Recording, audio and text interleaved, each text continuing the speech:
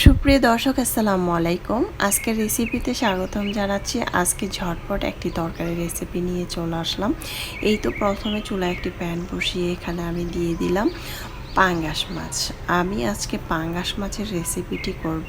এটা খেতে ভীষণ মজা হয়েছিল, বাচ্চারা ভীষণ পছন্দ করবে। পাঙ্গাস মাছের যে পেটের অংশটা সেটা ছোট ছোট করে কেটে নিয়েছি, ভালোভাবে ধুয়ে পরিষ্কার করে নিয়েছি। আর এটা গরম পানি দিয়ে ধুয়ে নিলে কিন্তু গন্ধটা কয় না। তারপরে এখানে কাঁচামরিচ, তারপরে আছে অনেকগুলো পেঁয়াজ কুচি দিয়েছি, প্রায় 4-5টার মতো। তারপরে হলুদের গুঁড়া, মরিচের গুঁড়া, ধনিয়ার গুঁড়া 1/2 টেবিল চামচ করে দিয়েছি। আদা বাটা, রসুন বাটা 1 টেবিল চামচ দিয়েছি। দিয়ে খুব সুন্দরভাবে মশলাগুলো একসাথে মেখে নেব। পরিমাণ মতো লবণ দিয়ে দিলাম। তারপরে আমি এখানে দিয়ে দিচ্ছি 2 টেবিল চামচ রেগুলার রান্নার তেল। যেহেতু পাঙ্গাস মাছের পেটের মাছটা, সেক্ষেত্রে কিন্তু তেলের প্রয়োজন বেশি লাগবে না, কারণ পাঙ্গাস মাছের পেটের অংশটার মধ্যে প্রচুর পরিমাণ তেল থাকে। আর এই রেসিপিটি কিন্তু বাচ্চাদের খেতে ভীষণ পছন্দ হবে। বাচ্চারা কিন্তু কাটা ছাড়া মাছ খেতেই ভীষণ পছন্দ করে। আর এটা কিন্তু খেতে অনেক মজা হয়েছিল। এখন আমি ভালোভাবে কিন্তু হাত দিয়ে মেখে নিয়েছি, দেখতে পাচ্ছেন খুব সুন্দরভাবে মেখে নিয়েছি। আর এখানে মশলা, তেল মশলা কিন্তু একেবারেই কম হয়েছে, তাই পেঁয়াজের পরিমাণটা একটু আরও বেশি পরিমাণ দিতে পারেন। সেক্ষেত্রে তরকারিটা ঘন হবে, খেতেও ভালো লাগবে। এখন আমি এখানে পানি দিয়ে দিলাম 2 কাপ। 2 কাপ পানি দিয়ে ভালোভাবে নেড়ে চেড়ে দিচ্ছি। দেখতে পাচ্ছেন মশলাটা কিন্তু একেবারে কম লেগেছে।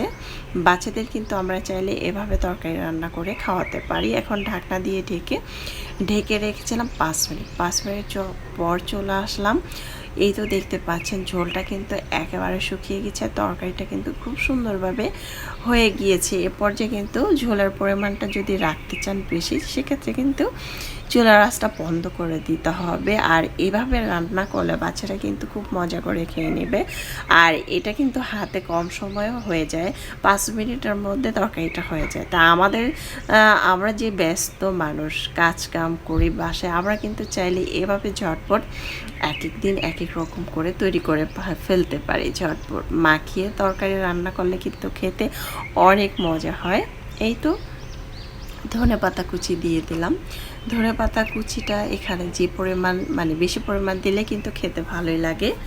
যেক্ষেত্রে এটা ভুনা, সেক্ষেত্রে কিন্তু এটা ধনেপাতাটা একটু বেশি পরিমাণ দিতে পারেন।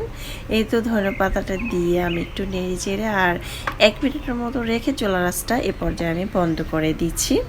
বন্ধ করে দিয়েছি কিন্তু অলরেডি দেখতে পাচ্ছেন চুলার আঁচটা একদম সামান্য মিডিয়াম সাইজ করে আমি ঢাকনা দিয়ে ঢেকে রেখেছিলাম।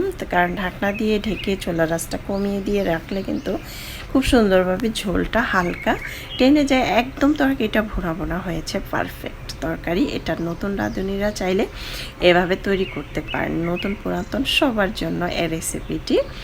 আর এর রান্নাটা ভীষণ মজা হয়েছিল, দেখতে পাচ্ছেন মাশাআল্লাহ, দেখতে খুব সুন্দর হয়েছে, খেতে তো আলহামদুলিল্লাহ। আমরা চাইলে এক এক দিন এক এক রকম করে তৈরি করে খেতে পারি। এই ভুনা তরকারিটা থাকলে কিন্তু আর কিছুই লাগে না। আর যারা পাঙ্গাস মাছটা খান না, তাদেরও কিন্তু এই তরকারিটা প্রিয় হয়ে যাবে। খেতে অনেক মজা হয়েছিল। আর পাঙ্গাস মাছের কোনো গন্ধ কয় না এই তরকারিটার মধ্যে।